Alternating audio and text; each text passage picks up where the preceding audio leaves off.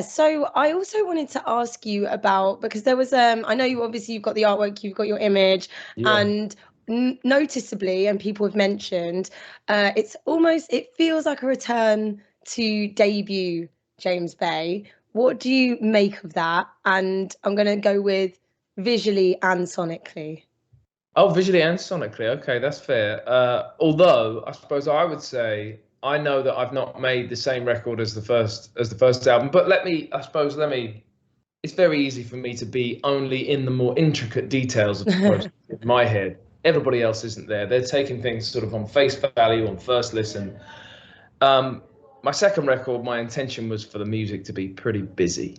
Mm. Um, Loads of different, like, I had so much fun with like electronic drum sounds and acoustic drums on the same song. Synthesizers got involved for the first time ever. Way more electric guitars, very affected sounds, loads of different things with my vocals, and I really enjoyed. Sometimes it was like a wall of sound. It was very busy. So I know I really love that album. Thank you so much. I appreciate that, and I experience lots of people all the time telling me how much they loved it too, which I feel that makes me feel incredible, and I hugely appreciate that. But Electric Light was very different to Chaos on the Car. Yes.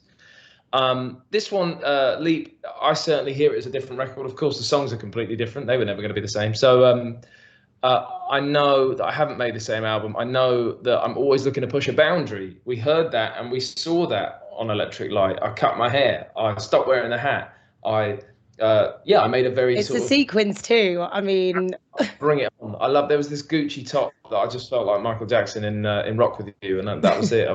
I felt like I was sorted. I felt like somewhere between that and like something the Strokes did once, of David Bowie or something. I was very into it.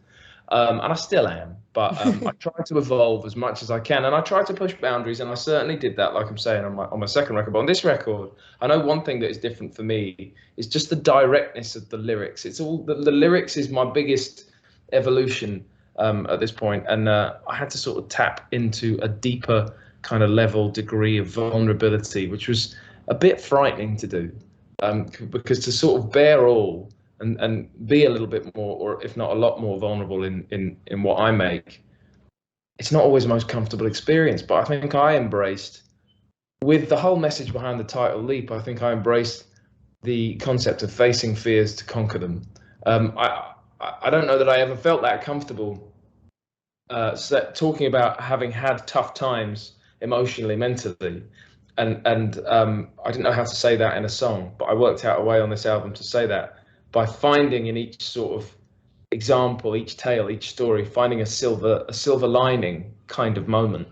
One Life is a really good example of that, and I don't think I've written a song like One Life on my first album, that's for sure, and maybe not even on my second album. It has so much joy and so much hope. So that was a big like evolution and progression for me. But there is also this return of the hat, and lots of people want to talk about it. And if they associate that with the first album and they liked my first album, that's all wonderful and fine with me.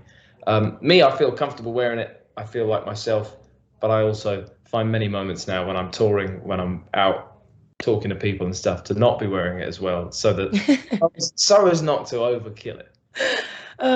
Yeah, I mean, I have to clear it up because I just, when you're like looking into different reviews and stuff, I feel like you can tell who's properly listened to the album and other people who've looked at the album. Not to dig anyone out. No disrespect, but we see you and we know when you've taken the easy route.